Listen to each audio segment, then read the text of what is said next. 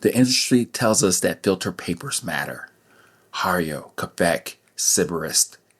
Everybody has a difference of opinion. I'm starting to think that it might be the least important variable in the cup. Let me explain. I did experiment for the past couple of months actually, and it's been going fine. I was going to do this versus this, thought about the different variables and all that good stuff. And I didn't start using the papers, right? I was like, this is going to be a good battle, you know? So then I just ripped the bandage off and I just started to just use the paper filters for what they were. They're different. Some a little bit faster than others. Some tend to hold water a lot more. The way they feel, the material and everything. It's quite interesting how you can really get geeky about paper. And as I kept using them and trying to understand them, I just hit a block of like how I was going to actually do this whole experiment. Somebody really did ask me not too long ago when I put up that video about the protocol, the things that I'm going to do, the things I'm going to take care of and all that good stuff. And they brought up a really good point. And I was like, how are you really going to do this? It's a lot of paper filters. How are you really going to do this? What are you really going to get out of it? Because this versus this, it is what it is, right? But something started to happen as I started to do this whole de facto experiment when I was testing this paper, that paper, and whatever else that I was doing at the time. No matter what I was using, the first thought or the first thing that I do when I actually make coffee is I decide on the paper filter I'm going to use. I decide on if it's going to be flatbed, if it's going to be cone shape, if it's going to be the UFO that uses a totally different type of filter. A lot slower if you really look at it. You can't get a Sybarist filter on it. But, then I start picking out the coffee. And then, depending on the paper filter, depending on the coffee, roast degree, and all that stuff, then I'll change my grind size. And for the most part, it all worked. Bummer, right? Shocker. It all worked. Did I taste different things out of different coffees, depending on the method, depending on the recipe that I was using? Sure. But the paper filter wasn't a big deal. It wasn't like the de facto thing that I needed to make sure that I was conquering in order to actually understand coffee.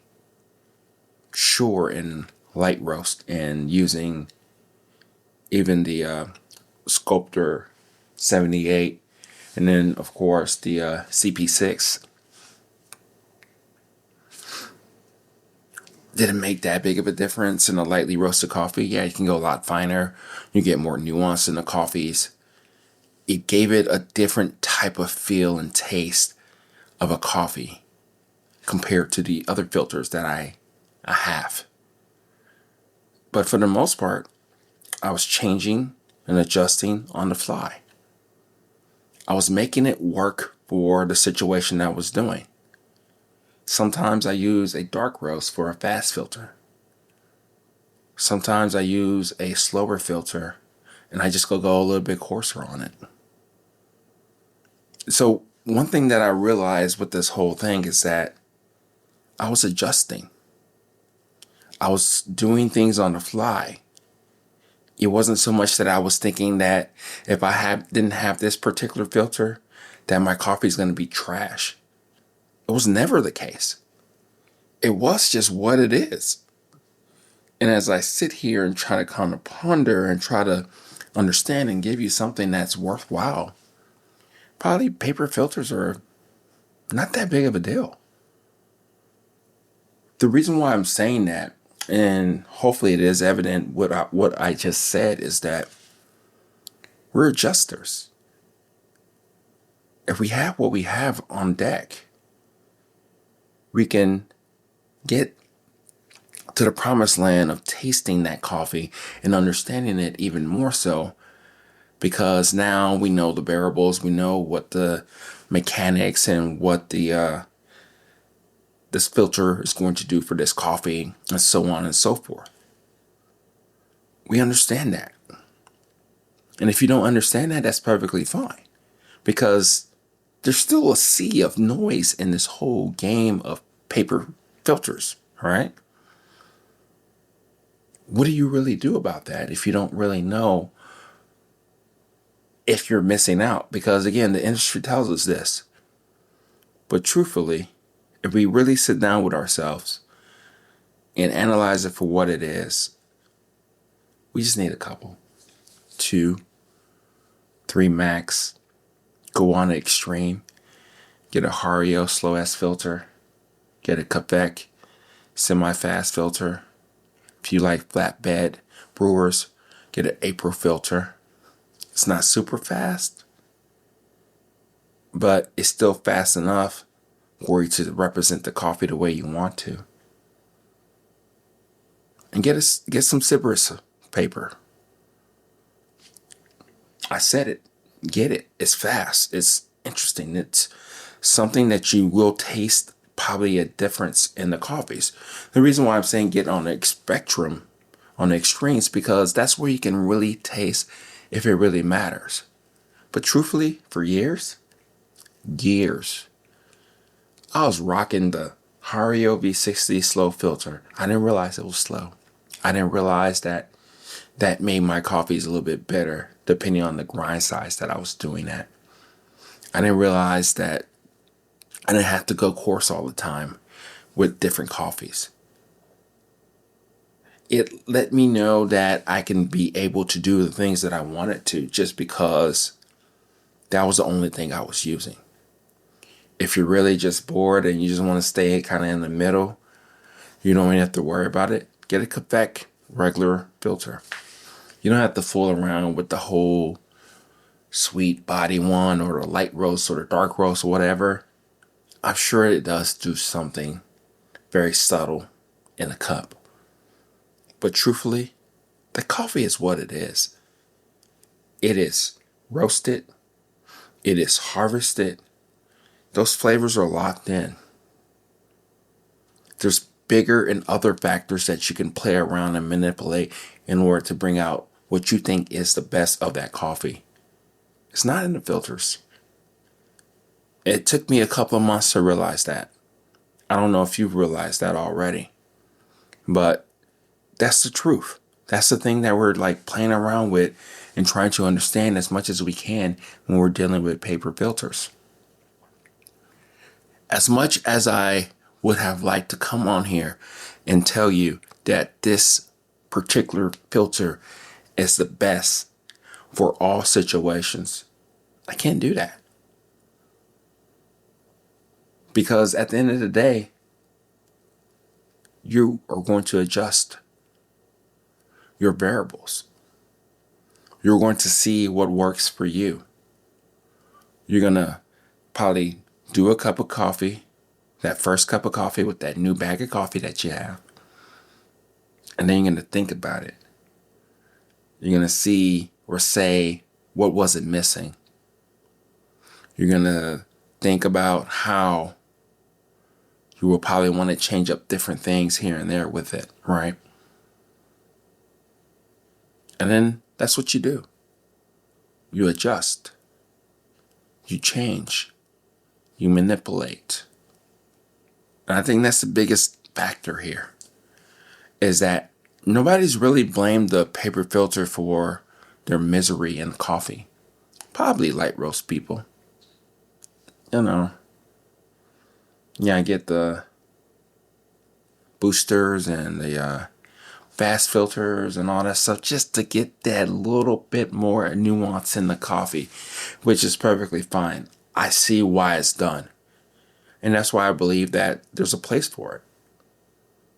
It really does matter. I'm really starting to come around with these fast filters, but I use them a little different.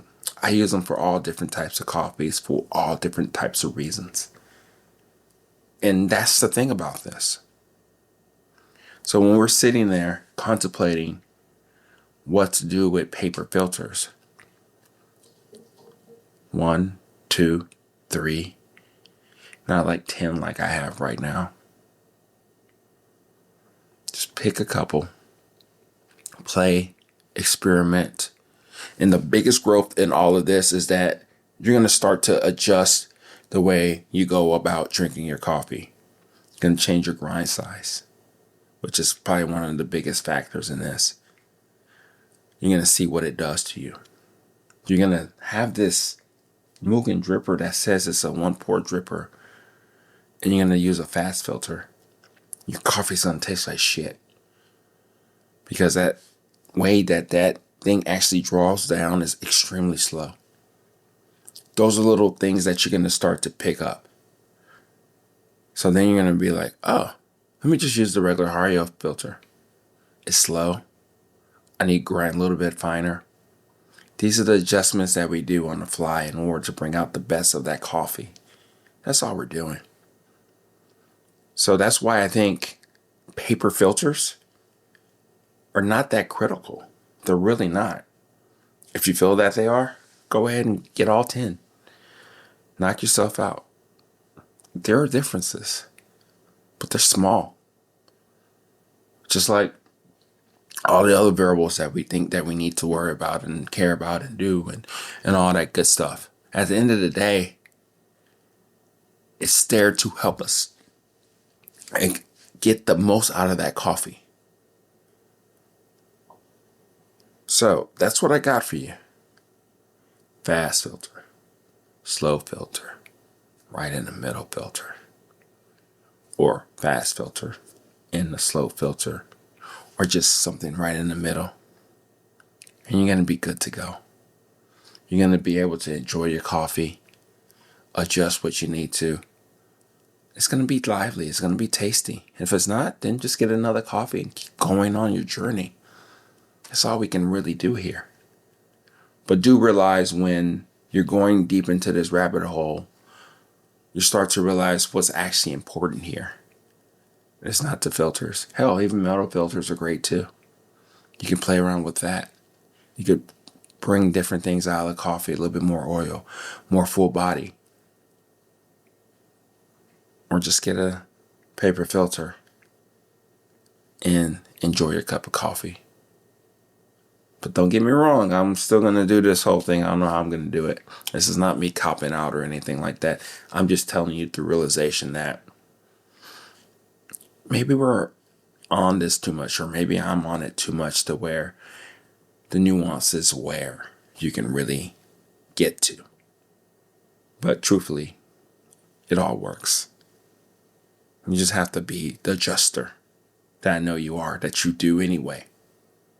Now you're more aware about it. So let me know what you think. I'll talk to you later. Bye.